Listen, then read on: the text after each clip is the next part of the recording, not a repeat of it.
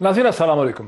नाज़रीन, अगर एक दिन पहले हुकूमत खासी मुतज़लज़ल और कमज़ोर नज़र आती थी, परेशान नज़र आती थी, तो अब आज वही हुकूमत, वफाकी हुकूमत जो है पहले से कहीं ज़्यादा मजबूत नज़र आ रही है। और उसका इजहार जो है उस वक्त हमने देखने में मिला जब अब से चंद घंटे पहले वफाकी वज़ीर इंफॉर्मेशन के बराए इत्तलात जनाब मिनिस्टर ऑफ इंफॉर्मेशन जनाब फवाद चौधरी साहब ने एक हवाले से, एक बहुत अहम हवाले से, एक सेक्रेटरियल हवाले से उन्होंने बहुत ही सख्त किस्म की उन्होंने तकरीर की, जिसमें उन्होंने कहा कि रियासत किसी किस्म की नरमी नहीं करेगी। इसका बैकग्राउंड यह है कि प्राइम मिनिस्टर के सऊदी अरब के दौरे के बाद तकरीबन $4.2 बिलियन का एक फाइनेंशियल पैकेज तय पा गया, जिसके नतीजे में सऊदी अरब पाकिस्तान को $3 बिलियन की डेफर्ड ऑयल, $3 बिलियन तो पाकिस्तान के स्टेट बैंक पर रखवा रहा है रिजर्व्स को बूस्ट करने के लिए, और $1.2 बिलियन से $1.5 बिलियन सऊदी अरब डेफर्ड ऑयल पेमेंट्स कर रहा है। और जो $3 बिलियन रखवा रहा है उसको भी रोटेशन बेसिस पे रखेगा, और जो डेफर्ड पेमेंट्स हैं उसको भी रोटेशन बेसिस पे रखेगा जब तक कि पाकिस्तान IMF के प्रोग्राम को ख़त्म नहीं कर लेता। दूसरी तरफ हम देख रहे हैं कि IMF की तरफ से भी कुछ फ्लेक्सिबिलिटी के इशारे हमें मिल रहे हैं। जब IMF ने पाकिस्तान को बजटरी सपोर्ट के लिए $2.8 बिलियन जो हैं सपोर्ट फंड में इस्तेमाल करने की इजाज़त जो है दे दी है। ये भी तवक्को की जा रही है कि शायद आने वाले चंद दिनों में जो एक्सटेंडेड फंड फैसिलिटी है IMF के साथ वो भी तय पा जाए और पाकिस्तान को मज़ीद पैसे वहाँ से मिल जाए। पाकिस्तान की करेंसी मार्केट्स में डॉलर के मुकाबले में रुपये ने तकरीबन 2 से 3 रुपये का छलांग लगाई है उसकी, और जो लोगों की करेंसी मार्केट्स में और कारोबारी शख्सियात की सांसों में सांस जो है वो वापस आया। तो एकदम फिर लगने लग गया कि अपोजिशन की वो जो सारी मूवमेंट थी जिसमें PDM सड़कों पे निकली है, जिसमें और बहुत से ग्रुप्स का ख्याल था, नवाज शरीफ साहब लंदन से मुतालबा कर रहे थे कि फौरी तौर पर इलेक्शन कराएं, वो सब चीज़ें कुछ थोड़ी सी कमज़ोर सी लगने लग गई हैं। ऐसा क्या हुआ है, कहाँ खड़ी है पाकिस्तानी सियासत, इस पर बात करने के लिए अली मोहम्मद खान साहब जो तहरीक इंसाफ के लीडर हैं एक वीडियो लिंक से मुझे ज्वाइन करेंगे। Minister of state for parliamentary affairs हैं, MNA हैं, वरदान से कानूनदान हैं।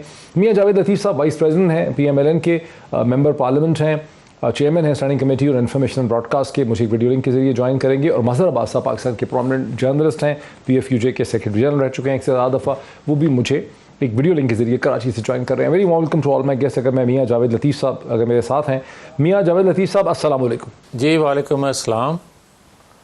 मेरा सवाल आपसे ओपनिंग ये है कि गुज़िश्ता 7-8 दिनों से PMLN और PDM और ख़ास करके PMLN के लीडरान बहुत ही उम्मीद नज़र आते थे कि हुकूमत को फ़ारिग करने का, गिराने का वक्त आ गया है। नवाज शरीफ साहब ने लंदन से मुतालबा किया कि फिलफौर नए इंतखाबात करवाने की ज़रूरत है।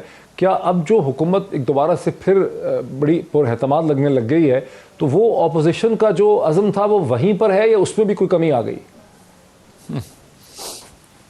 मुझे ये बताएं, शुक्रिया आपका डॉक्टर साहब, लेकिन डॉक्टर साहब मुझे ये बताएं कि किस बात पर मुतमिन हो रही है हुकूमत और किस बात से हम जो पुरअज़म थे हमारा अज़म जो है मुतज़लज़ल हो गया है। बात तो वहीं की वहीं खड़ी है। क्या मुझे ये बताएं कि इन दिनों में 2-4-5 दिनों में महंगाई कम हो गई है? क्या इन दिनों में पाकिस्तान को जिन चैलेंजेस का सामना था वो ख़त्म हो गए हैं? क्या आज पाकिस्तानी कौम जो है वो ये बात कहने पर खुशी महसूस कर रही है कि ये हुकूमत उसकी नुमाइंदा जमात हुकूमत है? किस बात पे इत्मीनान है हुकूमत वक्त को और किस बात पे जो है परेशान है अपोजिशन बकौल आपके सवाल के? तो मैं ये अर्ज़ करूँगा कि पहले भी जो अपोजिशन ये समझ रही थी और समझती है कि हुकूमत वक्त जो है इनसे ना गवर्नेंस, इनसे करप्शन, इनसे महंगाई, इनसे पाकिस्तान की मईशत, इनसे पाकिस्तान जो दुनिया में तन्हा हो गया, इनसे जो पाकिस्तान को अंदरूनी बैरूनी चैलेंजेस का सामना है वो तो वहीं के वहीं खड़े हैं। और इस वजह से हम समझते हैं कि आज अगर आप कौम की आवाज़ नहीं बनेंगे, जिनको एक वक्त की रोटी नसीब नहीं हो रही, जो गुर्बत की लकीर से नीचे लोग ज़िंदगी गुजारने पर मजबूर थे, वो तो ख़त्म होकर रह गए इन 3-3.5 सालों में, बल्कि उनको अपनी बका के लाले पड़े हैं जो मिडिल क्लास या अपर क्लास थी। चंद फ़ीसद लोगों के अलावा बाकी की सारी कौम जो है वो मुतासर हुई है इस महंगाई से, इस गवर्नर से, इसकी करप्शन से जो 3-3.5 सालों की आई, इसके डॉलर की ऊंची उड़ान से, पैसे की। ऑपोजिशन अब सिर्फ लोगों को महंगाई से निजात दिलाना चाहती है, यह आपका मौक़िफ़ है?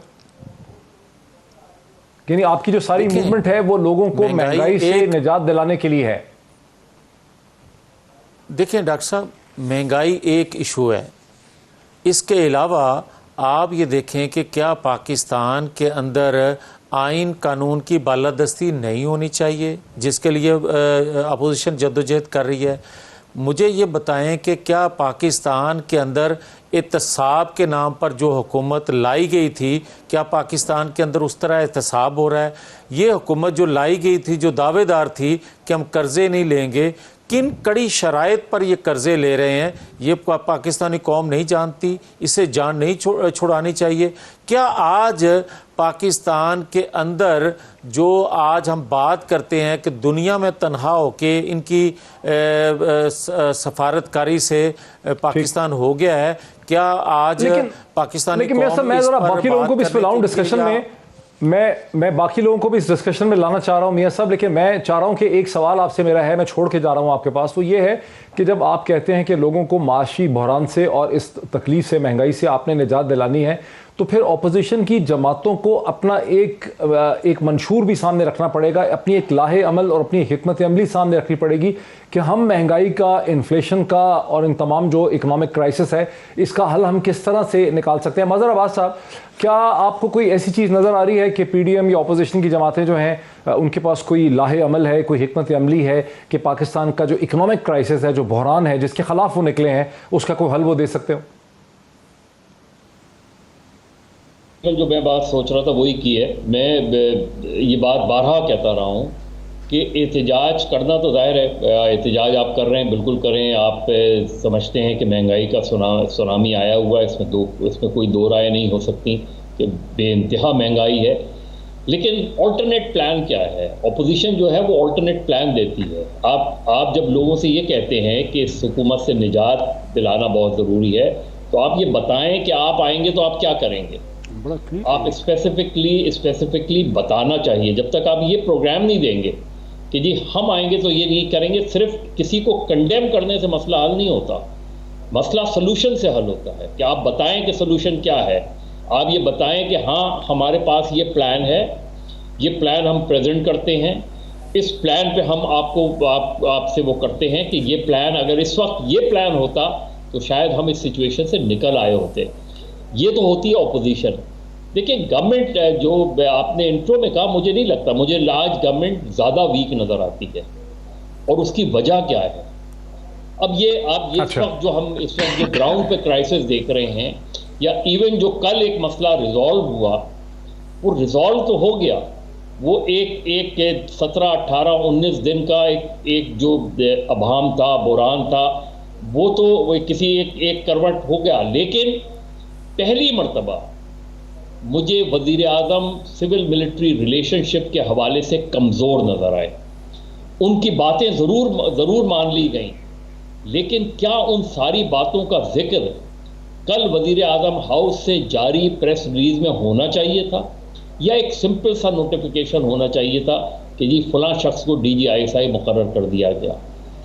یہ جو چیزیں ہیں، یہ جو آپٹکس ہے، یہ آپ یاد رکھیں، یہ کسی بھی طریقے سے گورنمنٹ کے حق میں نہیں جاتی ہیں۔ یہ آپٹکس کسی کی ایگو کی سیٹسفیکشن تو ہو سکتی ہے، اچھا، لیکن یہ کسی بھی طریقے سے گورنمنٹ کے حق میں یہ بات نہیں جاتی، اور یہ پہلی مرتبہ ایک سوچ ودن جو دوسرے رینکس ہیں ان کے اندر ڈیولپ ہوئی ہے کہ جی بائی پرائم منسٹر، کیونکہ انہی پرائم منسٹر نے جو ماضی میں 2 DG ISI کو مقرر کیا تھا، اس کی سمری تو اس کا نوٹیفیکیشن تو ISPR نے جاری کیا تھا۔ ادھر تو یہ کنڈیشنز اس وقت تو نہیں رکھی گئی تھی جو اس وقت رکھی گئی ہیں۔ تو میرا خیال ہے کہ گورنمنٹ نے ان نیسیسری اس کا جواب ہم علی محمد خان صاحب سے لے لیتے ہیں، چونکہ وہ کیبنٹ میں ہیں، کیبنٹ کے ممبر ہیں نا۔ تو علی محمد خان صاحب، یہ جو مظہر عباس صاحب کہہ رہے ہیں، اس پہ آپ کا کیا رد عمل ہے، آپ کا کیا جواب ہے؟ بسم اللہ الرحمن الرحیم، اللہم صلی وسلم وبارک علی سیدنا محمد۔ بہت شکریہ۔ میں تو اس کو اس تناظر میں نہیں دیکھتا، میں سمجھتا ہوں کہ ایک امپورٹنٹ فیصلہ تھا جو ہونے میں ٹائم لگ گیا۔ فیصلہ وہی ہے جو اوریجنل جو بات تھی، لیکن اس کو پورا ہونے میں جو ایک پروسیس تھا اس میں کچھ دن لگے۔ اس میں 2 رائے ہو سکتی ہے، جس کی طرف مظہر صاحب نے اشارہ کیا ہے کہ ٹائم زیادہ لگا ہے، لیکن بہرحال اگر ایک معاملہ ایک بہتر طریقے سے اپنے ایک منطقی انجام تک پہنچا ہے اور ایک اچھی کوارڈینیشن ہے وزیر اعظم صاحب کی اور آرمی چیف کی، اور ایک معاملات بہتری کی طرف جو پہلے ہی تھے. ظاہر ہے وزیر اعظم صاحب نے کم از کم 10 دن پہلے یہ بات کی تھی پارلیمانی جو ہماری پارٹی کی میٹنگ تھی کہ معاملہ جو ہے وہ حل ہو چکا ہے، تھوڑا سا ٹائم لگ جائے گا، بس وہی ہوا. تو اگر معاملہ بہتر طریقے سے حل ہو چکا ہے تو میں سمجھتا ہوں اس وقت معاملات اور ہیں، ملک کے مسائل اور ہیں، بجائے اس کے کہ ہم ایک لا یعنی گفتگو میں جائیں، سول ملٹری امبیلنس اور آئیڈیالزم کی چیزوں میں آئیں. ان مسائل کی طرف فوکس کریں جو عوام کے مسائل ہیں. مہنگائی ہے، اس پہ آپ بات کریں، اس پہ حکومت بھی فوکس کر رہی ہے. انشاءاللہ بہتری کی طرف معاملات جائیں گے. اس وقت معاملات مشکل ہیں، میں اس سے ڈس ایگری نہیں کرتا، لیکن آپ کو کچھ ریلیز بھی ملیں جو آپ نے اس پروگرام میں بات کی ہے. فیصلہ کر سکتے ہیں کہ آپ نے مظہر عباس صاحب کے سوال کا آپ نے جواب دیا یہ نہیں، وہ تو سننے والے اس کا فیصلہ کر سکتے ہیں. لیکن چونکہ آپ نے بہتری کی بات کی ہے، میں آپ کو مبارکباد دیتا ہوں کہ وزیر اعظم نے جو سعودی عرب کا دورہ کیا وہ بڑا کامیاب ہوا. اس کے بعد 4.2 یا 4.5 بلین ڈالر کا ایک پیکج وہاں پہ طے پا گیا ہے، جس کے نتیجے میں سعودی عرب پاکستان کو ڈیفرڈ آئل کے لیے ڈیفرڈ پیمنٹس بھی دے رہا ہے، اور اس کے علاوہ ریزروز بھی رکھے گا 3 بلین ڈالر کا. لیکن سوال یہ ہے کہ اس میں گیو اینڈ ٹیک کیا ہے؟ اس کے جواب میں آپ سعودی عرب کے لیے پاکستان کی حکومت، ظاہر ہے کہ کوئی فری کپ آف کافی تو ہوتا نہیں پالیٹکس میں، تو اب سعودی عرب کی کیا ایکسپیکٹیشنز یا ڈیمانڈز ہوں گی؟ ہمارے سامنے خبر آئی چند دن پہلے، 4 دن پہلے، کہ CNN میں تھا کہ بائیڈن ایڈمنسٹریشن نے کانگریس کو، لا میکرز کو یہ بریف کیا ہے کہ پاکستان کے ساتھ ایک میمورنڈم آف انڈرسٹینڈنگ ان کا طے پانے والا ہے، فائنلائز ہو جائے گا، جس میں پاکستان کی ایئر سپیس کو امریکن اپنی ہوائی جہاز اور ڈرونز جو ہیں وہ اپنی انٹیلیجنس گیدرنگ کے لیے اور ملٹری آپریشنز کے لیے استعمال کر سکیں گے. تو کیا یہ وہ ڈیل ہے جس کے تحت سعودی عرب سے کنسیشن ہوئی؟ دیکھیں میں اس بات کو اور اس خبر کو تو لغو ہی سمجھتا ہوں، کیونکہ کوئی ایسی کریڈیبل بات ہمارے پاس نہیں ہے. اور میرے لیے کسی CNN یا BBC سے اہم میرے ملک کے وزیر اعظم کی بات ہے، جو وزیر اعظم صاحب نے بجٹ سیشن کے اینڈ میں اپنی سپیچ میں جو ایک تاریخی بات کی تھی. ایک تو وہ بات تھی نا جو ایبسلیوٹلی ناٹ انٹرویو میں انہوں نے کی، لیکن ایک سپیچ میں انہوں نے بڑی اہم 2-3 باتیں کی افغانستان کے ایشو کے تناظر میں. انہوں نے ایک بات کی کہ افغان جو ہیں وہ ہمارے بھائی ہیں، دوسری بات انہوں نے کی کہ we will be partners in peace and not war, اور تیسری بات انہوں نے کی کہ پاکستان کی سرزمین جو ہے وہ کسی کے خلاف، افغانستان کے خلاف جو ہے وہ یوز نہیں ہونے دی جائے گی. ہم we will be partners in peace not war. تو پاکستان کی سرزمین میں زمین بھی آتی ہے، ہوا بھی آتی ہے. تو ایسی تو کوئی بات نہ کابینہ کے سامنے، نہ کوئی ہم نے کوئی کسی بھی میٹنگ میں وزیر اعظم صاحب نے ہم نے کوئی اس پہ بات کی ہے. تو اب یہ کس نے معاہدہ کیا، کدھر ہوا، کدھر کی بات کدھر کو جاری ہے؟ دیکھیں اب جو ہم سعودی عرب ہے، سعودی عرب سے ہمارا کوئی کل پرسوں اس میں یہ تھا کہ معاہدہ ابھی ہوا نہیں ہے، فائنلائز نہیں ہوا، پہلے سے ہمارا ان سے جو ہے ہمارا ان سے تعلق ہے، جو ہے عوام کا عوام، وہ خادم حرمین شریفین ہے. سعودی عرب کون سا موقع ہے جب سعودی عرب پاکستان کے ساتھ کھڑا نہیں ہوا، اور وہ کون سا موقع ہے جب ان پہ کبھی مشکل آئی ہم کھڑے نہیں ہوئے؟ تو یہ آج کل کا تعلق تو نہیں ہے، نہ یہ بارگین ہے کہ ہمارا وہ بڑا بھائی ہے اور مقدس سرزمین بھی ہے کہ وہ ہمیں کچھ دے گا تو ہم کچھ دیں گے. ہم پہ اگر کوئی بارگین نہیں ہے، آپ مطلب یہ صرف برادرانہ تعلق ہے. اگر کچھ نہ بھی ہونا اس کے باوجود بھی سعودی عرب پہ خدا نہ خواستہ کوئی آن چاہے کوئی مسئلہ ہے، پورا پاکستان، ہماری حکومت، سب ان کے لیے کھڑے ہیں اور ماضی میں کھڑے بھی رہے ہیں. تو ایسی کوئی بارگین والی بات نہیں ہے. ہمارا جب بھی مشکل آئی، آپ اٹامک جو ڈیٹونیشنز ہوئے، جب دھماکے کیے، کیا سعودی عرب ہمارے ساتھ کھڑا نہیں ہوا؟ 2005 کا زلزلہ ہوا، کیا ہمارے ساتھ کھڑا نہیں ہوا؟ ابھی جو ہمارا یہ کرائسس ہوا، جو آپ کا خزانہ چھوڑ کے ہمارے یہ لوگ ہمارے چھوڑ کے چلے گئے تھے، ہمارے جاوید لطیف صاحب ہمارے ساتھ وہ کھڑا نہیں ہوا. کب کھڑا نہیں ہوا؟ No, there is not a bargain. It's a relation between state and state. Javed Latif sahab سے پوچھتے ہیں. جاوید لطیف صاحب آپ کو کیا سمجھ آتی ہے کہ ہمارا جو ہے وہ سعودی عرب نے 2019 میں الحمدللہ جی میاں جاوید لطیف صاحب، سعودی عرب نے یہ $3 بلین کی فیسلٹی ریزروز کے لیے پہلے بھی دی تھی، پھر اچانک ایک رات سعودی عرب جو ہے اتنا بھرم تھا کہ انہوں نے یہ فیسلٹی وڈرا کر لی اور کہا کہ پیسے واپس کریں، اور پاکستان کو $2 بلین فوری طور پہ 24 گھنٹے میں چین سے لے کے واپس کرنے پڑ گئے. تو اب جب سعودی عرب نے یہ مہربانی کی ہے عمران خان حکومت پہ، تو آپ کو کیا سمجھ آتا ہے کہ یہ صرف انہوں نے ایک گڈ ول جیسچر کیا ہے، یا یہاں پر کوئی انہوں نے حکومت نے کوئی ان کے ساتھ ایک کنسیشن دی ہے امریکہ کو؟ ڈاکٹر صاحب بہت شکریہ. پھر سے مجھے اجازت دیں، 2 باتیں میں پہلے کہنا چاہتا ہوں. ایک جو آپ نے سوال اٹھایا تھا اور جو میرے لیے سوال چھوڑ کے گئے تھے، گزارش یہ ہے کہ اپوزیشن اس سے پہلے، اور خاص طور پر مسلم لیگ کی میں بات کروں گا، میں اپنی جماعت کی ذمہ داری تو ادا کر سکتا ہوں کہنے کی، دیگر اپوزیشن کی جماعتیں جو حکومت میں رہی ہیں وہ خود جواب دیں گی۔ ہمارا دور مہنگائی کے حوالے سے جیسا تھا، اس کے موازنہ کرنا ہی ہمارے ساتھ ظلم ہے۔ اور دوسری بات میرے بھائی مظہر عباس صاحب نے جو کہی کہ اپوزیشن جو ہوتی ہے وہ اس لیے کہ ہمارے دور میں ڈالر، ہمارے دور میں روپے کی قدر، ہمارے دور میں مہنگائی، ہمارے دور میں معیشت، ہمارے دور کی سفارتکاری، ہمارے دور کا سی پیک، ہمارے دور کا دیگر ریاستوں سے تعلقات، یہ ساری پاکستان کے داخلی بیرونی معاملات، یہ ساری چیزیں بڑا وقت چاہیے پھر آپ سے بات کرنے کے لیے۔ مقبوضہ کشمیر کے حوالے سے میں بہت سی باتیں کر سکتا ہوں، مگر میں آپ کا وقت بچاتے ہوئے صرف اتنا کہوں گا کہ اپوزیشن کے پاس منصوبہ بندی بھی ہوتی ہے، پلان بھی ہوتا ہے، اور یقیناً ہونا بھی چاہیے، جو کہ ہمارے پاس بھی ہے۔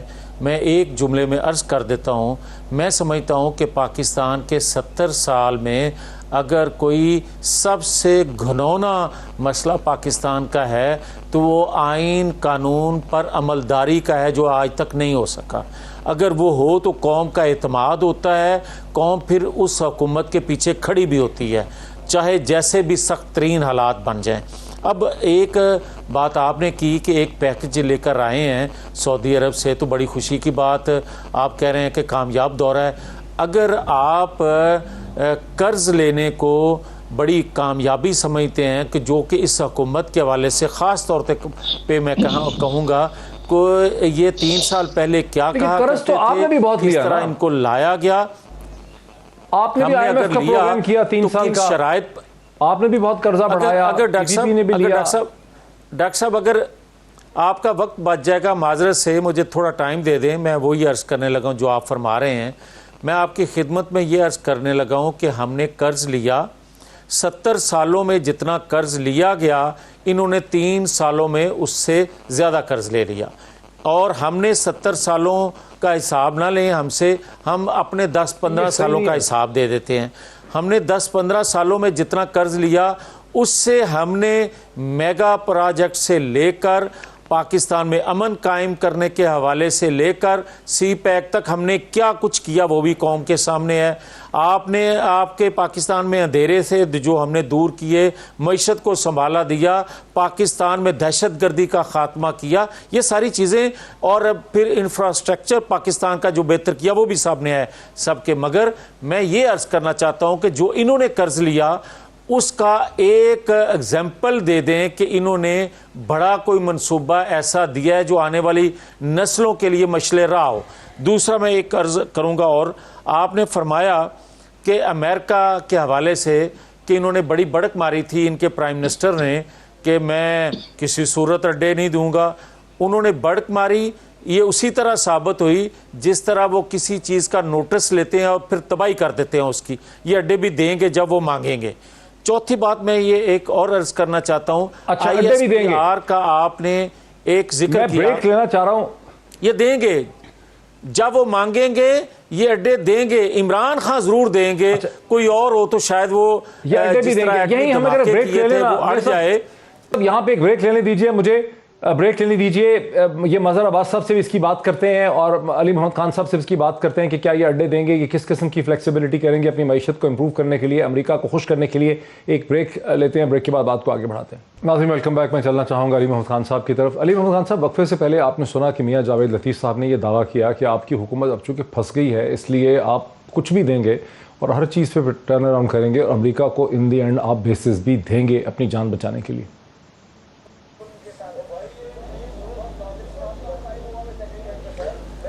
میں سمجھتا ہوں کہ دلوں کا حال تو اللہ جانتا ہے۔ اب اگر میں یہ کہوں کہ میرے خیال میں میاں نواز شریف جو تھے انہوں نے جب مودی کو اپنے گھر بلایا شادی پہ تو وہ ان کے ارادے ٹھیک نہیں تھے پاکستان کے حوالے سے، تو مجھے کیا یہ بات کرنے کا حق ہے؟ ٹھیک انہوں نے غلط فیصلہ کیا، لیکن ان کے دل میں کیا تھا مجھے کیا پتا۔ یا اگر میں یہ بات کہوں کہ میاں نواز شریف صاحب جب ہندوستان کے دورے پہ سرکاری دورے پہ گئے، پہلی بار ایسا ہوا کہ پاکستان کا وزیر اعظم ہندوستان دورے پہ گیا اور کشمیر کاز کی یہ بڑی بات کرتے ہیں نا، تو حریت لیڈرشپ سے ملے تک نہیں. تو اگر میں یہ کہوں کہ ان کے دل میں کشمیر کاز سے محبت نہیں ہے تو کیا یہ مجھے کہنے کا حق ہے؟ نہیں ہے، کیونکہ ان کے دل کا مجھے نہیں پتا اس وقت کی کیا کمپلشنز تھی. لیکن ہمیں لگتا ہے ہماری پارٹی کی، لیکن لوگ کہتے ہیں کہ میاں صاحب دونوں چیزیں لیڈرشپ کے اوپر ملنا چاہیے تھا. یہ دونوں چیزیں لوگ کہتے ہیں. اسی طرح ڈاکٹر صاحب مجھے برا کر دیں، اسی طرح اگر عمران خان صاحب نے یہ بات کی ہے، سنیں اس کو کنڈیم اگر عمران خان صاحب نے یہ بات کی ہے کہ امریکہ جو ہے، سنیں میری بات، آپ کی اس بات کا میں جواب دیتا ہوں لیکن میری بات پوری ہو لینے. اب اگر عمران خان صاحب نے یہ بات کی ہے کہ پاکستان کسی کے کرائے کے ورکر کا کوئی کسی کے لیے کرائے پہ کام نہیں کرے گا، ہماری سرزمین کسی کے لیے یوز نہیں ہونے دی جائے گی، وہ زمانے چلے گئے جو پاکستان کسی کی بات پہ اٹھتا بیٹھتا تھا. تو جب انہوں نے کہا کہ ایبسلیوٹلی ناٹ، پاکستان اڈے نہیں دے گا، تو میرے بھائی جو ہیں، جو میرے سے زیادہ محب وطن ہیں، ان کو کیوں لگتا ہے کہ پاکستان کا وزیر اعظم جو ہے وہ خدا نخواستہ ماضی میں میاں صاحب کی طرح پرچی پڑھتے ہوئے یس مین ہوگا؟ ان کو کیوں یہ نہیں لگتا کہ عمران خان صاحب اپنی بات پہ کھڑے رہیں گے؟ جب وقت آئے گا خدا نخواستہ، اور وہ وقت اللہ نہ لائے کہ ہم لوگ جو ہے اپنی بات سے پھریں، تو پھر ان کو یہ سوال کرنے کا حق ہوگا. ابھی تو ہماری مضبوط سٹینڈ ہے، ہم کھڑے. اچھا یہ کہہ رہے ہیں کہ جب مانگیں گے، ابھی وہ اسی طرح ہوتا ہے، ایک امپورٹنٹ انٹرویو میں کوشچن پلانٹ ہوتا ہے، اس کا جواب جب ان کو ملا تو اب ستیں خیرانی، ٹھیک ہے جی. اور جب کبھی ایسا ہوگا تو آپ سے پہلے ہم اپنے لیڈر سے پوچھیں گے. تو آپ آرام سے جو ہے، میں سمجھتا ہوں ان باتوں پہ ہم بات کریں جو پبلک پوزیشنز ہیں، جو اسٹیٹڈ پوزیشنز ہیں. چلیں ایک تھرڈ اوپینین لے لیتے ہیں. مظہر عباس صاحب، امریکہ کو دنیا کے بین الاقوامی جو آرکیٹیکچر ہے فائنینشیل کنٹرول کا، جس کا حصہ ہے IMF ہے، فیٹف ہے، ورلڈ بینک ہے، ایشین ڈیولپمنٹ بینک ہے، برطانیہ کا ڈیفڈ ہے، یورپین یونین کی فائنینشیل سورسز ہیں، سبھی پہ امریکہ کو یا تو ڈائریکٹ کنٹرول ہے یا اس کا اثر و رسوخ ہے. اور سعودی عربیہ کے ساتھ بھی امریکہ کے بڑے اچھے اسٹریٹجک تعلقات. سعودی عربیہ نے جو ابھی لچک دکھائی ہے، ظاہر ہے امریکہ کی بلیسنگ کے بغیر نہیں دکھائی ہوگی، اور اگر امریکہ ہی عمران خان حکومت کو لچک دکھائے گا مختلف مالیاتی دوروں سے، تو پھر معاشی بحران جس کے نتیجے میں عمران خان حکومت انتہائی غیر مقبول ہو رہی ہے وہ ٹھہر سکتا ہے. کیا آپ سمجھتے ہیں کہ عمران خان حکومت اب ایسا وقت آ گیا ہے کہ اپنے آپ کو بچانے کے لیے، کیونکہ اب تو معاشی بحران بہت سیریس ہو گیا، بہت انپاپولیرٹی ہو گئی، تو اپنے آپ کو بچانے کے لیے امریکہ سے کنسیشنز کریں گی؟ دیکھیں ڈاکٹر صاحب، ابھی تو خیر یہ ساری چیزیں کہنا بہت قبل از وقت ہے، اس لیے کہ اس وقت امریکہ کیوں چاہے گا بیسس. پہلی چیز تو یہ ہے کہ افغانستان سے ابھی وہ نکل کر گیا ہے. نہیں، بیسس کی خالی بات نہیں ہے، میں تو کنسیشنز کی بات کی. بیسس تو شاید نہیں دیں گے. یہ تو CNN کی سٹوری بھی بیسس کے حوالے سے نہیں ہے مظہر صاحب، وہ تو ایئر سپیس ہے، وہ ویسے بھی یوز کر رہے ہیں، شاید دیکھیں صرف اس کو فارمل کرنا چاہ رہے ہیں. دیکھیں کنسیشنز کی بات تو آپ آج بھی کرتے ہیں ان سے، چاہے آپ وہ نہیں کریں. کنسیشنز کس طرح کے ہوں گے وہ آپ کی سوورنٹی کے ساتھ ہوں گے، نہیں ہوں گے. تو مجھے نہیں لگتا کہ جو سچویشن، جو باتیں کی جا رہی ہیں ڈرون وغیرہ، اس کی اس اسٹیج پر، لیکن ایک اسٹیج ایسی آ سکتی ہے، فرض کریں وہاں داعش کا اثر و رسوخ بڑھ جائے افغانستان کے اندر، وہ زیادہ اسٹرانگ ہو جائے، داعش وہاں سے آپ کے جو ہے علاقوں میں ٹارگٹ کرنے لگے، تو کیا اور ظاہر ہے آپ خود یہ بات کرتے رہے ہیں کہ داعش کا مقابلہ جو ہے وہ طالبان کے ساتھ مل کے کیا جا سکتا ہے، اور دنیا کو اس لیے طالبان کو سپورٹ کرتا ہے. تو انڈائریکٹلی آپ کیا کہہ رہے ہیں کہ اگر دنیا طالبان کے ساتھ داعش کا مل کر مقابلہ کرے تو پھر دنیا کا آنا ٹھیک ہے. تو آپ آگے کی سچویشنز ہم نہیں کہہ سکتے کہ افغانستان میں سچویشن کتنی خراب ہے. میں تو بات کر رہا ہوں کہ ایک ایسا اکنامک کرائسس ہے اس وقت پاکستان میں، مہنگائی ہے، یوٹیلیٹیز مہنگی ہیں، ٹیکسز زیادہ ہیں، کموڈیٹیز پرائسز اوپر ہیں، اشیاء خرد و نوش بڑی مشکل سے مہنگی مل رہی ہیں لوگوں کو، پیٹرول وغیرہ. تو ظاہر ہے لوگ بڑے بے چین ہیں. اس بے چینی کا حل وہی ہے کہ اکنامک ریلیف ملے، جیسے ابھی سعودی عرب نے لی ہے. اگر IMF سے بہتر ڈیل ملے گی وہ بھی. میں اس کی بات کر رہا ہوں. جو آپ بات کہہ رہے ہیں وہ بالکل وہی بات ہے. سعودی عرب نے اتنی کوئی انسانی ہمدردی کی بنیاد پہ، آپ سے بے انتہا لگاؤ کی بنیاد پر تو پیسہ نہیں دیا، ورنہ تو وہ آپ کو ڈونیشن دے دیتے. تو یہ ڈونیشن تو نہیں ہے، یہ کوئی گرانٹ تو نہیں ہے، یہ انہوں نے آپ کو ایک کنسیشن دیا ہے نا, اور کنسیشنز میں ظاہر ہے سعودی عرب چاہے گا کہ بہت سی چیزیں آپ کریں اس کے مطابق. ہمیں سعودی عرب کی جو انٹرونشنز ہیں یا سعودی عرب کی جو مدد ہے یا چائنا کی جس طرح ہمارے ساتھ ریلیشن شپ ہے اس پہ ہمیں بہت حد تک اعتماد ہے, لیکن وہ کچھ چیزیں ضرور چاہیں گے, سچویشنز کچھ چیزیں ایسی ہیں کہ وہ چاہیں گے کہ پاکستان کرے. اور یہ بات اپنی جگہ بالکل درست ہے کہ مڈل ایسٹ میں سعودی عرب امریکہ کا سب سے اسٹرانگسٹ الائی ہے, اور یہ بات ہم سب جانتے ہیں کہ اگر امریکن جو ہے سعودیز سے کہیں گے تو سعودیز کا انفلوئنس پاکستان کو ماننا پڑے گا, اور مانتے رہے ہیں ہم, اور شاید آئندہ بھی مانیں. تو میرا خیال ہے ڈپلومیٹک فارن ریلیشن شپس میں یہ چیزیں ہوتی ہیں. ہاں وہ سچویشن مجھے نہیں نظر آتی کہ جس میں یہاں ڈرونز کی ضرورت ہو, وہ فوری طور پہ تو مجھے بالکل بھی نہیں نظر آتی. ٹھیک ہے. اچھا میاں جاوید لطیف صاحب, اگر آپ سے یہ سوال پوچھا جائے کہ آخر نواز شریف صاحب نے ہندوستان کے ساتھ اچھے تعلقات, بہتر تعلقات کی خاطر مودی کو اپنے گھر میں بھی بلایا, شادی بیاہ کے اوپر کشمیر کا نام لینا بند کر دیا, حریت کے لیڈروں سے ملاقات نہیں کی, کلبھاشن جادو جو ہے اس کا وہ نام نہیں لیتے تھے, تو اس کی بظاہر ایکسپلینیشن یہی ہے کہ وہ چاہتے تھے کہ ہندوستان سے تعلقات بہتر ہوں, ٹریڈ ہو, تلخیوں میں کمی ہو. تو اب اگر امریکہ سے تلخیوں میں کمی کے لیے عمران خان کی حکومت بھی کنسیشنز کرتی ہے, فار انسٹنس ہندوستان سے انگیجمنٹ کا پروسیس شروع کر لیتی ہے, ٹاک شروع کر لیتی ہے, امریکہ کو ایئر سپیس کے رائٹس دے دیتی ہے, تو اس پہ وہ اس کو کرنا چاہیے یا نہیں کرنا چاہیے؟ ڈاکٹر صاحب اس سے پہلے آپ کے اس سوال سے میں ایک علی محمد خان کیونکہ ایک ذمہ دار ہیں, میں ان کو سمجھتا ہوں اور عاشق رسول بھی ہیں, ہم سب یہ عاشق رسول کیبنٹ ممبر ہیں, کیونکہ مجھے ان سے میں یہ عرض کروں گا کہ جو ابھی آج حکومت وقت نے طاقت کے ذریعے احتجاج کو روکنے کا فیصلہ کیا ہے یہ مناسب نہیں ہے. میں اب بھی ریکویسٹ کروں گا, ہمارے ہی وہ لوگ ہیں, اگر آپ علماء کرام عالم دین جو ہیں ان کو دینی جماعتوں کے اکابرین کو انوالو کر کے اس خون ریزی سے بچا جا سکتا ہے, خدا کے لیے ہوش کے ناخن لیں, اس کے دورس نتائج ہوں گے. کبھی بھی خون ریزی جو ہے کسی ریاست کے حق میں نہیں اس کے نتائج نکلتے. ایک تو میں نے یہ ان سے ریکویسٹ کرنی تھی. دوسرا, اب جو آپ بات کر رہے ہیں میں یہ عرض کروں گا, آپ نے خود ہی فرمایا کہ مودی سے جو تعلقات تھے, انڈیا سے جو تعلقات تھے, مجھے آج بتا دیا جائے 3.5 سال ہو گئے حکومت, بدترین دشمن جو نواز شریف کی لوگ تھے ان پر مشتمل ایک حکومت بنا دی گئی. آج تک کوئی بتائے کہ انڈیا کے حق میں پاکستان کے مفادات کے خلاف نواز شریف نے کوئی فیصلہ کیا ہو, وہ قوم کے سامنے لایا جائے.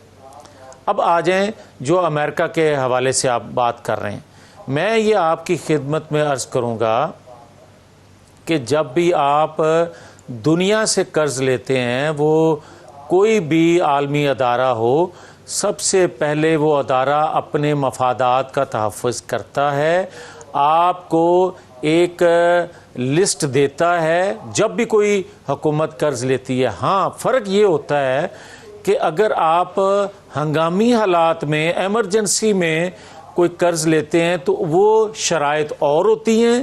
جب آپ ڈوب رہے ہوتے ہیں تو قرض لیتے ہیں کسی سے, بینک سے, کسی شخص سے, کسی عالمی ادارے سے, تو ان کی شرائط انتہائی سخت ہو جاتی ہیں جو آج آپ دیکھ رہے ہیں. اس سے پہلے جو قرض لیے جاتے رہے ہیں یقیناً اس میں بھی قرض دینے والوں کا انٹرسٹ مفادات ہوتے تھے, مگر آپ کچھ نہ کچھ پورشن اپنے لیے بھی رکھ لیتے تھے. آج جس صورتحال سے آپ دو چار ہیں, جس صورتحال سے 3.5 سالوں میں پاکستان پہنچ گیا ہے معاشی طور پہ, اس میں آپ گنجائش آپ کے پاس نہیں ہے.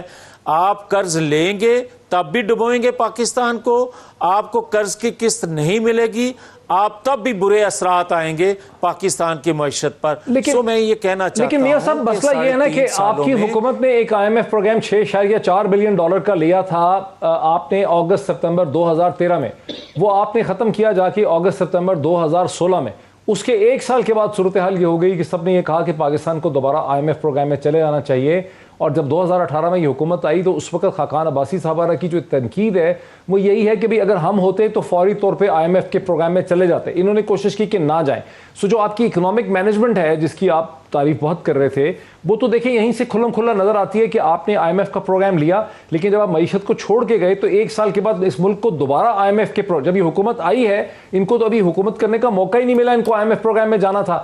2016 میں آپ نے ختم کیا, 2018 میں پھر بات ہو رہی تھی کہ بھئی IMF میں فوری طور پہ چلے جاؤ. تو اس کا مطلب ہے کہ آپ کی اکنامک مینجمنٹ تو ٹھیک نہیں تھی پھر میاں صاحب. نہیں ڈاکٹر صاحب, معذرت سے آپ نے جو سوال کیا ہے اس کا جواب بھی خود ہی دے دیا. میں آپ کی خدمت میں یہی عرض کر رہا تھا آپ کے سوال سے پہلے کہ جب آپ ہنگامی حالات میں کسی سے قرض لیتے ہیں, کسی سے معاہدہ کرتے ہیں, تو پھر جو دے رہا ہوتا ہے آپ ان کی میکسیمم شرائط مانتے ہیں, اپنے مفاد میں کم سے کم چیزیں منوا سکتے ہیں. اور جب آپ نارمل حالات میں ہنگامی حالات کیا آپشن آپ کے پاس موجود ہوتے ہیں, یہ آپ دیکھیں کہ آپ نے لیٹ جب IMF کے پاس گئے ہیں, آپ کو اندازہ ہونا چاہیے تھا کہ آپ IMF کے پاس جائے بغیر اپنی معیشت کو سنبھالا نہیں دے سکتے, تو آپ نے دیر کیوں کی؟ یہ آپ کی ذمہ داری تھی. میں سٹیٹمنٹ دے بھی رہا تھا, میری سٹیٹمنٹ پہ آپ نہ جائیں. آپ کو اپنا ایجنڈا جو لے کر آنا چاہیے تھا. 2018 کو حکومت آئی, سپٹمبر میں انہوں نے بات چیت شروع کی, انہوں نے شرائط بڑی سخت رکھی, مارے خوف کے انہوں نے کیا نہیں.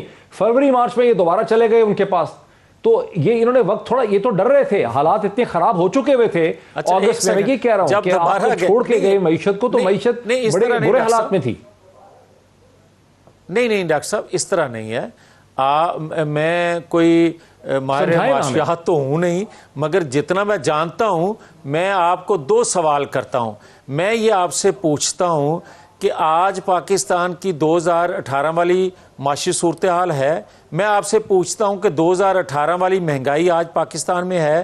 میں آج آپ سے سوال کرتا ہوں کہ ڈالر کی قیمت 2018 میں کیا تھی, آپ کے روپے کی قدر اس وقت کیا تھی, آج کیا ہے. میں آپ سے سوال کرتا ہوں کہ آج بے روزگار لوگ زیادہ ہوئے ہیں یا اس وقت تھے. میں آپ سے سوال کرتا ہوں کہ دنیا میں آپ اگر اس وقت قرض لیتے تھے تو اس وقت آپ کو کس طرح بہیو کیا جاتا تھا دنیا کا پاکستان سے, اور آج کیا بہیو کیا جا رہا ہے. یہ ساری چیزیں آپ سامنے رکھ کے پھر سوال کریں گے تو آپ کو جواب اس کا مل جائے گا.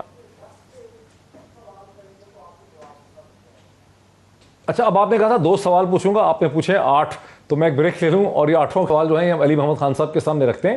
ایک بریک کے بعد ناظرین ایک بریک لیتے ہیں, پلیز اسٹے ود اس. ناظرین ویلکم بیک. میرے ساتھ ہیں علی محمد خان صاحب, میرے ساتھ ہیں میاں جاوید لطیف صاحب, اور میرے ساتھ ہیں اظہر عباس. اور علی محمد خان صاحب کی طرف آتا ہوں. علی محمد خان صاحب آپ کیبنٹ ممبر ہیں پرائم منسٹر عمران خان کے, اور علی محمد اور میاں جاوید لطیف صاحب کا بنیادی جو آرگومنٹ مجھے سمجھ آیا, سوال تو انہوں نے 7-8 پوچھے ہیں, وہ یہ ہے کہ اگر آپ کی حکومت سپتمبر 2018 میں سیدھی IMF کے پاس چلی جاتی اسی وقت اسی مہینے میں, اور 6 مہینے کا انتظار نہ کرتی یا وقت ضائع نہ کرتی, تو پاکستانی معیشت کو جو پرابلمز کھڑے ہوئے ہیں, آپ فروری میں چلے گئے, وہ سارے نہ کھڑے ہوتے. وہ کہتے ہیں آج جتنے بھی مسائل ہیں اس وجہ سے ہیں کہ آپ نے دیر کر دی, آپ کو صحیح ڈیل نہیں ملی. ڈاکٹر صاحب مجھے تھوڑا ٹائم دیجیے گا. فائنینس ڈویژن کے ایشوز کو میں تھوڑا اسمبلی میں دیکھتا ہوں تو تھوڑا بہت مجھے بھی اس کی شد بدھ ہے. ادروائز میں بھی اکانومی کا بندہ نہیں ہوں میاں جاوید لطیف صاحب کی طرح. یہ جو اتنا بڑا بولتے ہیں مسلم لیگ نون کے ہمارے دوست احباب, ہمارے بھائی ہیں, ذاتی دشمنی نہیں ہے, لیکن آپ نے جب پاکستان کو کہتے ہیں ہم نے بڑا کوئی تیر مارا ہے, ایشین ٹائیگر بنا دیا ہے, you not even made Pakistan a paper tiger in your 5 years. آپ کے سب سے بڑا تو آپ پہ اپنے ہی آخری سال کے فائنانس منسٹر مفتاح اسماعیل نے آپ کا پرچہ کاٹ دیا 302 کا, اس پہ فائنینشیل 302 کا پرچہ کاٹ دیا اسحاق ڈار صاحب کے ڈارنامکس پہ. جب آپ ان کی جو ہے اسٹیٹ بینک سے ادھار لے کے بورو کر کے جو آپ لوگ پیسے جو آپ نے فارن ایکسچینج جھونکا روپی کو آرٹیفیشل مینٹین کرنے کے لیے, اس نے پالیسی ریورس کر دی. وہ تو آپ کے جو ہے پالیسی کو وہیں پہ انہوں نے ڈبو دیا یا اس کو ریورس کر کے. اب نقطہ یہ ہے جو آپ نے بھی سوال کیا, جس کا جواب میاں صاحب بڑے جو ہے ہنر تو ان کو آتے ہیں, بڑا ادھر ادھر کر کے اس سلیم اللہ سے کلیم اللہ والا کام کر گئے کہ بھائی اگر آپ اتنا تگڑا آپ کر کے گئے تھے پھر تو آپ ہمیں سلوٹ کریں کہ ہم نے پہلے 2-3 مہینے میں اتنا پاکستان کا خدا نخواستہ معاذ اللہ بیڑا غرق کیا کہ 5 سال آپ پاکستان کو خود کفیل کر گئے اور تین مہینے کے اندر عمران خان، اسد عمر اور میں اور ہم سب نے مل کے پاکستان کو اتنا دیوالیہ کر دیا کہ 3 مہینے کے اندر ہمیں IMF میں جانا پڑا. ہم پہ سب سے بڑا سوال یہ ہو سکتا ہے ڈاکٹر محیط پیرزادہ صاحب کہ آپ IMF میں لیٹ کیوں گئے؟ اس کی وجہ یہ ہے کہ ہمارا یہ الیکشن مینیفیسٹو میں تھا کہ ہم IMF وغیرہ اس طرح کے اداروں میں نہیں جائیں گے کیونکہ ہم پاکستان کو پیروں پہ کھڑا کرنا چاہتے ہیں. لیکن جب آپ کو مجبوراً جانا پڑا، اس لیے جانا پڑا، وہ بھی بتا دیتا ہوں. یہ ہمیں بڑا کہتے ہیں کہ آپ نے قرض لیا، 1947 میں پاکستان بنا، 2008 میں جب ساری ڈکٹیٹرشپیں اور سب کچھ کیا کرا کے ان کی بھی 2 حکومتیں اور محترمہ بے نظیر صاحبہ کی بھی 2 حکومتیں جب وہ گئیں، پیپلز پارٹی جب آئی ہے، پاکستان کا قرض آن ریکارڈ کہہ رہا ہوں 6000 ارب تھا. فائنانس ڈویژن کی گورنمنٹ آف پاکستان کی اسٹیٹ بینک کی جو ہے اسٹیٹمنٹ پچھلے دنوں میں اسمبلی میں سوالات میں ابھی جو ہفتہ گزرا اس میں دیے 25,000 ارب تک لے کے گئے. 47 سے لے کے 2008 تک 6,000 ارب اور اس سے پھر 25,000 ارب. کتنے پرسنٹ؟ 350% اضافہ انہوں نے کیا. اب مجھے آپ ایک اور بات بتائیں پیرزادہ صاحب، جب ہم حکومت میں آئے ہیں یہ پاکستان ہمارے کسی جو ہے کوئی ہمارے والد صاحب کا نہیں ہے، نہ کوئی حکومت ہمارے والد صاحب کی ہماری کوئی ذاتی جائیداد ہے. لیکن آپ کتنا ہے قرضہ ہوتے ہیں؟ جب پچھلی حکومت گئی تھی تو 30,000 ارب قرضے کا ذکر ہوتا. حکومت جب آتی ہے وہ پچھلی حکومت کے معاہدے سنیں، ذمہ دار حکومت جو ہوتی ہے وہ پچھلی حکومت کے معاہدے اور ان کی ساری لیگیسیز اور ساری چیزوں کو آپ لائبلٹیز کو لے کے چلتے ہیں. ہم یہ نہیں کہہ سکتے تھے کہ جناب یہاں پہ تو مافیا ڈون آئے ہوئے تھے تو انہوں نے جو قرضے لیے ہیں جا کے انہی سے لو اور ہم نہیں دیں گے آپ کو قرضے. یہ حکومت پاکستان عمران خان کی حکومت نہیں کہہ سکتی تھی. ہم نے وہ قرضے ہمیں دینے تھے، اس کے لیے ہمیں قرض لینا پڑا اور سخت شرائط پہ لینا پڑا. IMF کے پاس جانا پڑا، روپی ڈی ویلیو ہوئی تو مہنگائی کے اصل موجود یہی لوگ ہیں. ہاں اگر ہم 5 سال حکومت کرتے ہیں اور ہم اکانومی کو اس حالت میں لے کے جاتے ہیں جس حالت میں یہ لوگ لے کے گئے تھے، ہماری آنے والی بات کی حکومت چاہے ہماری دوبارہ بنتی ہے کسی اور کی بھی اور ان کو بھی انہی سخت شرائط پہ IMF کے پاس جانا پڑے، میں سمجھتا ہوں پھر ہمیں بھی چارج شیٹ ہونا چاہیے کہ ہم پاکستان کے خزانے کو جو ہے 5 سال سٹیبلائز ہی نہیں کر سکے. آج اگر پاکستان کا مسائل ہیں، اس کو مہنگائی کے مسائل ہیں، وہ اس لیے ہیں کہ آپ نے پاکستان کے خزانے کو جگہ پہ پہنچایا کہ آنے والی حکومت کو IMF کے پاس جانا پڑا. اور یہ آپ کے پرائم منسٹر شاہد خاقان صاحب اور اس طرح کے لوگ آن ریکارڈ ہیں جو یہ باتیں کر عباس صاحب جو فیکٹس ہیں جس پہ ٹھیک ہے آنے دیجئے مظہر عباس صاحب کو. مظہر عباس صاحب جو حقائق جن پہ اختلاف نہیں کیا جا سکتا وہ یہ ہے کہ اگست ستمبر 2013 میں اسحاق ڈار صاحب IMF کے پاس گئے 6.4 بلین ڈالر لینے کے لیے.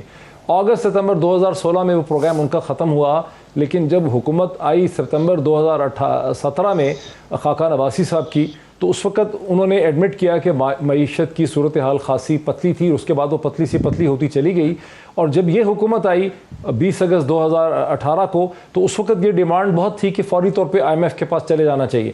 آپ کو کیا لگتا ہے کہ سارے مسائل اسی لیے پیدا ہوئے ہیں کہ یہ حکومت IMF کے پاس، جیسے کہ میاں صاحب کہہ رہے ہیں، میاں جاوید لطیف صاحب، اس کو چاہیے تھا فوری طور پہ IMF کے پاس چلی جاتی، لیکن اگر فوری طور پہ چلی جاتی اس کا تو مطلب ہے کہ پیچھے جو مینجمنٹ ہوئی وہ ٹھیک ہی نہیں تھی. آپ کا اس پہ کیا ہے سر، کوئک ریسپانس؟ وہی سیدھی سی بات ہے، کل جب PMLN آئے گی تب بھی وہ IMF پہ جائے گی، کل اگر پیپلز پارٹی کی گورنمنٹ آتی ہے تب بھی IMF پہ جائے گی. اس ملک میں جتنی بھی گورنمنٹس آئی ہیں اس ملک کے عام آدمی کی حالت کسی نے بدلی نہیں، وہ تو اسی طرح رہ رہا ہے. وہ اس کی صورتحال تو بد سے بدتر ہوتی جا رہی ہے. غریب جو ہے غریب سے غریب تر ہوتا جا رہا ہے. تو اس کی نظر میں یا ایک مڈل کلاس آدمی کی نظر میں، اس کی نظر میں تو IMF آپ جائیں یا IMF نہ جائیں، میری زندگی میں آپ کیا تبدیلی لے کر آئے، میری زندگی، میرے معاشی حالات آپ نے کس حد تک بہتر کیے. میں ایک سیلریڈ کلاس کی اگر آپ بات کریں، گورنمنٹ امپلائیز کی بات کریں، اس کی زندگی میں آپ نے ایسی کیا ریفارمز کی ہیں کہ جو اس کی زندگی بہتر ہوئی ہو. تو وہاں تو مجھے بہت زیرو وہ نظر آتا ہے. آپ نے کیا پبلک ٹرانسپورٹ بہتر کی، کیا آپ نے پانی کی سہولتیں بہتر کی، کہ آپ نے جو ہے پینے کا صاف پانی مجھے ملنے لگا. تو اس لحاظ سے اگر آپ دیکھیں تو اب میں ایک عام لے مین کی طرف سے، اور میں ایز اے لے مین بات کہہ رہا ہوں، مجھے تو نہیں اپنی اکنامک کنڈیشن. لیکن مسئلہ تو ہے نا سر مہنگائی کا، مسئلہ تو ہے کموڈٹی پرائسز کا، مسئلہ تو ہے قرضے کا، مسئلہ ہے یوٹیلیٹی پرائسز کا، ٹیکسز کا، انڈائریکٹ ٹیکسز کا، جس وجہ سے آدمی تنگ ہے. وہ پانی شانی کے مسئلے تو اپنی جگہ پہ ہیں ہی ہیں، ان کا تو کوئی حل نکالا نہیں. دیکھیں نا، وہی بات کہہ رہا ہوں. تو اس کی نظر میں وہ اس کی نظر میں یہ ساری باتیں ارریلیونٹ ہیں. اس کی نظر میں وہ صرف اس گورنمنٹ کی طرف دیکھتا ہے یا اس گورنمنٹ کی طرف دیکھے گا کہ جو اس کی زندگی میں تبدیلی لائے. مجھے کم سے کم ایک بہتر ٹرانسپورٹ تو مہیا ہو. اب اگر آپ میٹرو یا اس کی بات کریں گے تو وہ بھی تو ایک محدود اس میں نہیں نا. آپ بتائیں کہ کیا پاکستان بھر میں میٹرو چل گئی؟ کیا پاکستان بھر میں ٹرین سروس بہتر ہو گئی؟ میں اس چیز کی بات کر رہا ہوں جس سے ایک عام آدمی ٹریول کرتا ہے، جس سے وہ منیمم چیز ہے. آپ اس ملک کے لوگوں کو منیمم سہولتیں نہیں دے پائے. وہ کوئی بھی گورنمنٹ، ان کے 3.5 سال ہو گئے، انہوں نے 10-20 سال کر لیا. آپ ساری حکومتوں کو ذمہ دار سمجھتے ہیں؟ بالکل آپ تو ساری حکومتوں کو ذمہ دار سمجھتے ہیں. میرے پاس 4-5 منٹ ہوں گے. میں میاں ذرا جاوید لطیف صاحب کی طرف آنا چاہتا ہوں. میاں جاوید لطیف صاحب، آپ نے 1-2 دن پہلے ایک ٹیلی ویژن میں بات کرتے ہوئے ایک بڑا آپ نے شوشہ چھوڑ دیا، ایک بحران آپ نے پیدا کر دیا پاکستانی میڈیا کے لیے. میاں جاوید لطیف صاحب، جب آپ نے یہ بات کی کہ پاکستان کے اندر کی بعض شخصیات اور پاکستان کے باہر کی شخصیات، تو اسی وقت لوگوں نے سوشل میڈیا پہ، واٹس ایپ پہ، ٹویٹر پہ انہوں نے ایک اور بھی ویڈیو چلا دی جہاں نواز شریف صاحب ایک ہندوستانی ڈپلومیٹ کے ساتھ ملتے ہیں. اس کی گاڑی واڑی ہے، وہ بھی شاید تھوڑی سے آپ اسکرین پہ کر دکھا سکیں. تو آپ کن ملاقاتوں کا ذکر کر رہے تھے؟ آپ کیا یہ کون سی ملاقاتیں تھیں باہر والی، خاص کر کے جب آپ بات کر رہے تھے جاوید صاحب؟ ڈاکٹر صاحب، مجھے آپ کے اس لفظ پہ یقیناً اعتراض ہے، مگر کر نہیں سکتا کیونکہ آپ بھی طاقتور ہیں. آپ نے یہ کہا کہ سوشا چھوڑا، یہ کوئی مناسب کس لفظ پہ اعتراض بات نہیں ہے. اچھا، شوشا چھوڑا. ٹھیک ہے، سوری، میں اپالوجائز کر لیتا ہوں. وہ جلدی میں بولتے ہوئے مجھے کوئی مناسب لفظ نہیں مل سکا. آپ نے ایک انکشاف کیا، میں ریٹریکٹ کر لیتا ہوں. میرا کوئی مقصد نہیں تھا کوئی آپ کی دل آزاری کرنے کا. میرا پتا آپ نے ایک بات کہی جس پہ ایک کرائسس سے کھڑا ہو گیا. نہیں، میری بات سن لیں. میں مظہر عباس صاحب کی موجودگی میں یہ اعتراف جرم کر رہا ہوں کہ میرا دل جو ہے ان چھوٹی چھوٹی باتوں پہ کبھی دل نہیں دکھتا، کیونکہ اس سے بڑے بڑے واقعات ہو رہے ہیں پاکستان کے اندر، اور میرے ساتھ بھی بہت سارا ہو رہا ہے. سو میں بھی کیونکہ پاکستانی باقی لوگوں کی طرح میں بھی متاثر ہو رہا ہوں. مگر جو بات ملاقاتوں کا تو بتا دیں. اگر تھوڑا صبر کر لیں. یہ میں سخت بول گیا ہوں، صبر کی بات میں سخت بول گیا ہوں. وہ منٹ ایک رہتا ہے. میں یہ آپ سے عرض کروں گا، میں آپ کو نہیں ایک لفظ رہتا، 1 منٹ رہتا، 30-40 سیکنڈ رہتے ہیں، اس لیے کہہ رہا ہوں.